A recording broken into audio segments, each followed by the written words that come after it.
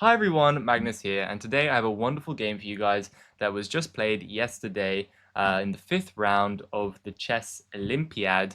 This was China versus Spain. It was a pretty close match, lots of draws, but one win on Team China sets them out, and that was claimed by Grandmaster Wei Yi, an excellent Chinese GM.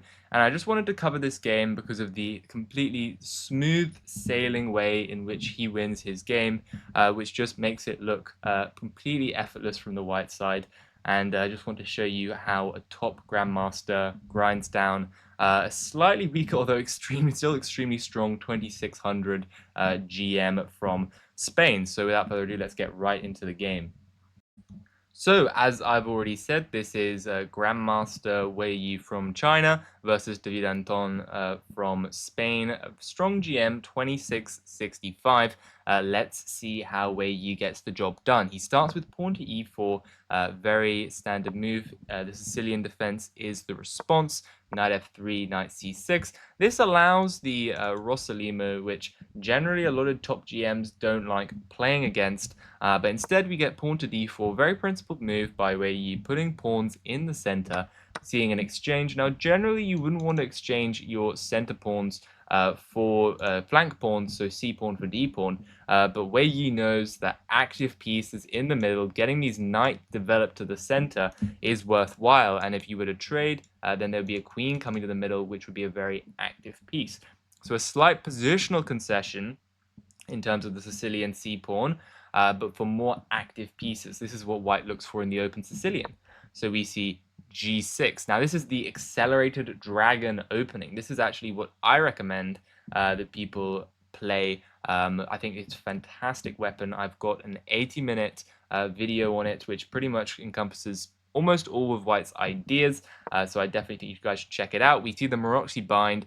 This is by far the most ambitious way to play this opening. You clamp down on this center square here. This is very dangerous for the black pieces, potentially, if you can never break free with something like d5 or something like a6, b5. If you can't make one of these pawn breaks work, then black is simply going to be a bit cramped. So we see knight f6. This is also what I recommend. Knight to c3 and d6. This is still what I suggest people should play against the Maroczy bind. The only issue with this, I find, is the move knight to c2. Let's see, Wei Yi plays the main line, bishop to e2, and now knight takes d4 is the most standard response, which we see. Queen takes d4, bishop g7, bishop e3. Standard developing move. You're not scared of any knight discoveries yet, because the queen can simply drop back and it's no threat. But after castles, there is the threat of knight to g4 attacking the bishop and the pawn. So the queen drops back to d2. This is the most common way to play. And we see pawn to a5. Now, I personally recommend bishop to e6 with this queen a5, a6, b5 setup, but if white really knows what they're doing, you can end up in quite an unpleasant endgame here. So a5 is the most sharp move at the top level if you're going to play the accelerated dragon. We see f3 and a4. And the idea is that black wants to push this pawn all the way down to try and soften up this diagonal for the black bishop so that it can reign supreme. And you can try and reposition this knight very often. Bishop goes to e6 sometimes. Sometimes you play b6 and bishop a6 as well. But rook to c1 is the move we see from white, and bishop to e6, a very standard dragon accelerated developing move. You're pressuring this pawn here, clamping down on b3, trying to stop the supporting pawn, and you're going to try and pile up potentially on this c pawn. Knight to d5 blocks everything and invites loads and loads of trades in the center, and this is supposedly an equal endgame. I quite like these ones with the black pieces. White always has a slight edge though, and actually it's not quite an endgame because queens are still on, but it's sort of like a middle endgame. There's not going to be a whole lot of attacking going on. The knights are gone and the bishops are just kind of patrolling in, not towards the kings, but more towards attacking the other side of the board. So pawn to a3, Wei Yi, I guess, consolidating, trying to prevent some pawn break play in the future, trying to prevent pawn to a3. So e6 now breaking out. David Anton actually gets the kind of position that he wants with this accelerated. He wants to try and capture here and then potentially I guess he'll start pushing here and then maybe play like some bishop to b5 with the right support. But instead we see a capture, capture, and you may now think that this pawn is a weakness, but this pawn can often push forward and try and exchange itself. So it's not a huge weakness unless it can be blockaded. But bishop to d4, and the first stages of blockading are here. You can't play d5 because then there's e5. And if there's e5, then this pawn is now forever a bit of a liability. There'll be f4, bishop f3, castles, and rook comes to the center, and this pawn would probably drop off the board. So, of course, for that reason, we don't see that. We see bishop to not bishop g5, queen g5 from David Anton. He goes after this pawn here, a little bit of harassment, and potentially in the future he wants to bring the rook. At some point you do want to exchange this pawn for the e-pawn, but it actually looks like it might be a little bit difficult to do that. However, white does have this more passive bishop on e2, as you can see, blocked in by all of the pawns on the light squares, while black's bishop is pretty strong. It doesn't have any pawns blocking it, and the pawns that are on the light squares are not in the bishop's way. But king to f2 here, very classy move from Wei Yi. He doesn't castle, because if you were to castle, there might be some bishop h3 idea that could be a little bit annoying. Apparently there's queen f2, and white is holding, but even then, maybe there's d5, but not quite, because f4. But the main idea here, of course, is that if you go g3, then the rook is hanging, and if you don't, there is a checkmate. So, of course, Wei Yi doesn't bother with any of that. He plays the very nice king to f2 move, which honestly just centralizes the king for the endgame, and, as you might be about to see, keeps the rook active for later on the h-file. So we see rook to c8 and pawn to h4. This is the only move, by the way, for Wei Yi to keep a small smidge of an advantage. And the reason for this is that if you don't find h4, because the rook is actually under attack from the queen here, so if you were to trade rooks, then black would gain control of the c-file, which is very strong. And there would be some ideas potentially like this of rook c2 and some kind of bishop c4 infiltration along the second rank. And with a lot of pressure down here and with white not having much counterplay, this would not be very nice. So instead, h4, very nice move from Wei Yi. Now you might expect queen to h6, but the difference with queen to h6 is that after rook takes, and queen takes on a4, there is actually I was gonna say I thought the difference was that there's pressure on the g2 pawn, but now that I'm looking at it, I'm not actually so sure. Let's take a look why exactly h4 was in such an important inclusion. It's queen to c5. Queen c5, of course. You check the king, and if the king goes to the back, then you win the rook.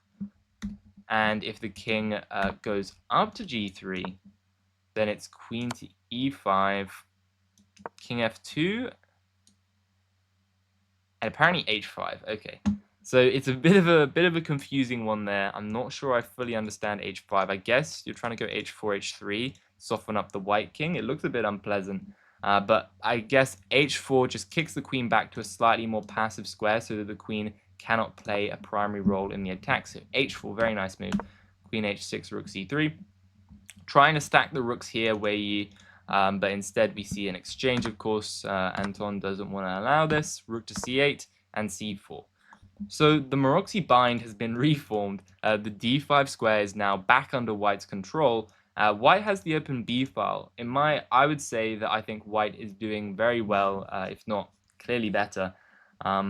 This pawn on c4 very nicely defended by the bishop, and these pawns, the d pawn and the b pawn, seem like more of a liability than white's c pawn and a pawn, which are the respective weak pawns. So queen to f4, rather than rook to c6, you have to defend this pawn on d6 somehow. David Anton picks queen f4, seems reasonable, trying to get the queen back into the game. We see g3, queen e5, and rook to d1. Of course, not exchanging queens like this. That would probably... I was going to say, I thought you might be able to take this. Because if there's a pin, then you can go bishop back to e6. So what's the problem here?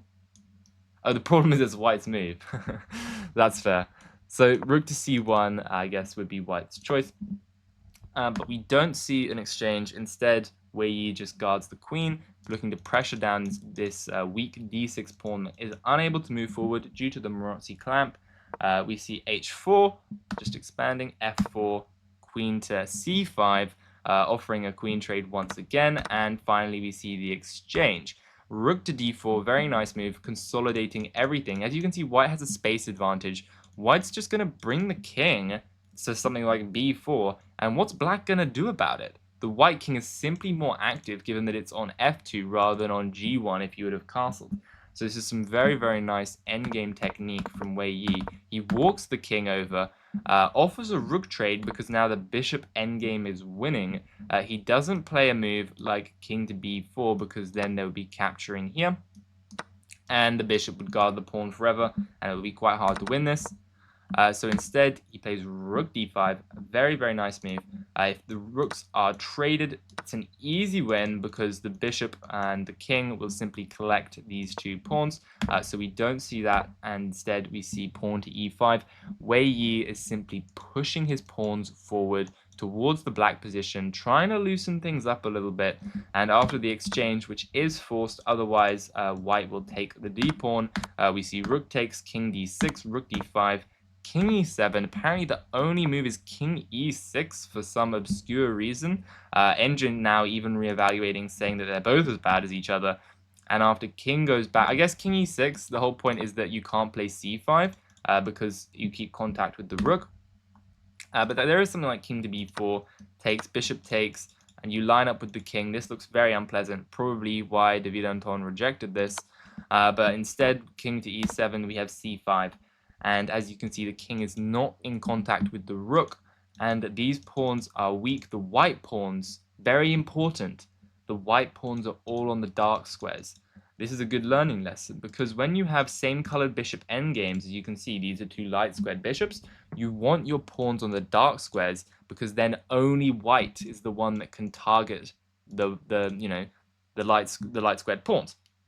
And what's very funny is that white started off with a Maroczy bind, all the pawns on the light squares, but just slowly pushed the pawns up one square from their Maroczy light squared bind. The C pawn, the B pawn to the C pawn pushes slowly up the board, and eventually, look at that, white's the one with all the pawns on the dark squares.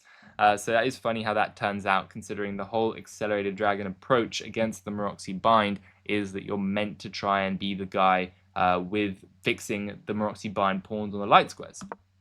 So bishop to e6, rook to e5, f6, attacking the rook here, trying to kick it off this post so it can't defend the pawn. But the funny thing is that after rook to e3, which I'm assuming was played, even if you take the pawn, king to b4 comes, and both pawns are in fact falling because the bishop is teaming up. And you don't have time to defend with something like bishop to d7, one, because it's pinned, and two, because the rook is hanging. So the rook has to move here, captures, checks, captures, king d6, king a5. I would thought rook c3 made the most sense personally, but king a5 is a bit better for some reason. But I thought rook c3 looks like a nice move, cutting off the king. I would be a little bit scared. But I guess Wei Yi is not concerned about the king moving in because then you can just take the bishop. So that does make sense concretely. The bishop moves back. A4 comes, pawn pushes forward. Check forces the king away. Another check. And rook to c6 now targeting this weak pawn here. Rook goes to just g1, trying to look for some counterplay. If black can win a bunch of these pawns, then maybe you can even sacrifice the rook for the pawn and somehow survive with 3 passed pawns on the king side. But that is not to be. Wei Yi moves his king in, starts pushing pawns, and pushes the pawn once again. There's not a whole lot you can do here. If you want to move here, there's rook to c4. You got to sack, otherwise rook a4 is coming. So this looks pretty devastating. The advantage simply balloons. The bishop is covering the promotion square, but there might even be some sacrifice in the future where you can just block. Rook goes to c8, threatening the promotion. Bishop h1 and rook to c3. Wei Yi does not rush. If you were to promote, there would be bishop takes, rook takes, And after something like king to e6, the pawns are actually pretty weak over here. And even if all of the pawns come off the board, admittedly, black has to survive bishop versus rook, which is a nightmare in of itself. I might even try and make a video on this, because I don't think I would know how to survive properly against bishop versus rook. But even then, white has winning chances, but it is objectively a draw. Okay, but Wei Yi very, very patient. Rook to c3, rook to g3. He wants to collect these pawns first, trade off everything, and then he wants to try and get the rook for the pawn, rather than the bishop for the pawn. And that way, the rook and bishop versus the bishop, easy, easy win. So king goes to e6, rook takes the pawn, rook h6, king f4, rook h5, and we see a pawn push. And apparently this is the nail in the coffin for David Anton. I don't really know what he should have done instead, but after the rook goes back to attack the bishop moves. We see rook to g8, and this is just very, very, very classy technique from Wei Yi. He cuts the king on the g file. The white king and the bishop shield everything from the a file pawn, and the rook simply escorts both pawns to their promotion squares either side, and the black pieces are just spread so thin. And what's even sweeter is that the bishop guards the f1 promotion square, so you don't even have to move it. At some point, the rook and the bishop will sacrifice themselves for both pawns. The bishop will sacrifice itself for the black pawn, and white will simply be left with an extra rook and deliver a checkmate. The king moves, pawn push, pawn, and then the rook moves to a7. But a simple rook to g6 guards the pawn here, and bishop to c6 is coming. So what are you going to do? The bishop moves back, of course, but now bishop c6 anyway. Pawn goes to f3. Desperate try here. If you take the bishop, which does end up happening, the idea is that you want to try and play f2 and then sneak on by. But let's see why that doesn't work. Bishop to g2. And if you try and sacrifice for the rook, it simply doesn't work because white is promoting all of the pawns here. Rook takes, promotes to a queen, and the beautiful move promotes to a queen on a8, and it guards the rook from the corner. Very, very smooth stuff. Even if this rook wasn't guarded, this might be a win for white with the pawn so close, but it's just very, very nice technique that the rook is guarded at the end. So engine-like precision calculation from Wei Yi. A couple more checks are delivered. But in this position, David Anton decides to resign the game, because if you are to give another check, a simple move, queen d7, no more checks, time to resign. The black king will be checkmated shortly with the queen and rook combined, or you can just bring another queen to the game and win like that. So I just wanted to share this game. Very, very important game in terms of the standings for the chess Olympiad. Only 4 teams now on 5 out of 5 for a flawless. I think you get 2 points for every win. So flawless 5 out of 5 for China, India, I believe Hungary, and maybe Uzbekistan. I'll have to check that one. Let's just go and check out the results. So yes, it is India, China, Vietnam actually, and Hungary. Uzbekistan lost one in round number 4.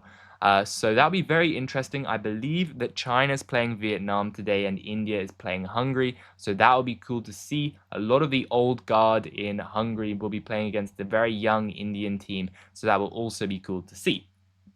Okay, so if you guys did enjoy this video, I hope you did. Please do consider liking and subscribing. And as always, I'll see you guys in the next video. Bye.